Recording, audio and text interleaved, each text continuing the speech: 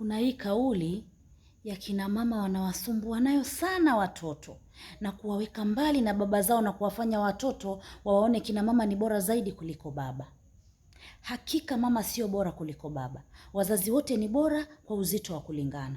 Hii kauli ya nimekubeba tumboni miezi 9, nimekuzaa kwa uchungu, ningebana miguu wewe ungekufa, ningetoa mimba yako ingekuwaje? Sikilizeni niwaambie kina mama. Hiyo kauli sio nzuri na wala msiitumie kuwatisha watoto na kuwaweka watoto mbali na baba zao.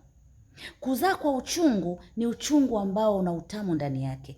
Mwanamke ambaye hapendi mtoto, nyosha kidole. Hukutumwa kumzaa, ulipenda kumzaa. Hakuna raha kama kuwa na mtoto duniani. Kama hiyo ni raha yako, kwa nini starehe yako iwe mwiba kwa wengine? Kwa nini starehe yako itumike kuwaumiza wanaume?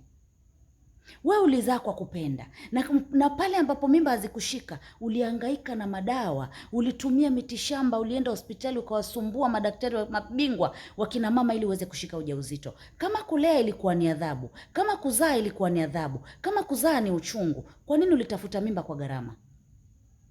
Kwa nini ulifanya ile starehe ya kupata mimba? Maana mwisho wa siku ili mimba iingie, ili mtoto aje duniani, kuna utamu pale unatangulia.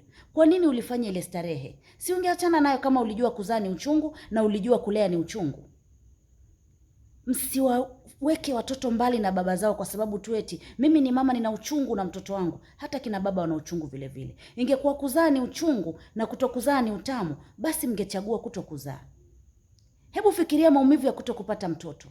Ni makubwa. Lakini kuzaa kwa uchungu maana yake ni utamu, ndio maana unahangaika kupata mtoto. Ndio maana unamaliza waganga kutafuta mtoto. Ndio maana unamaliza manabii kutafuta mtoto. Msiwaweke mbali watoto.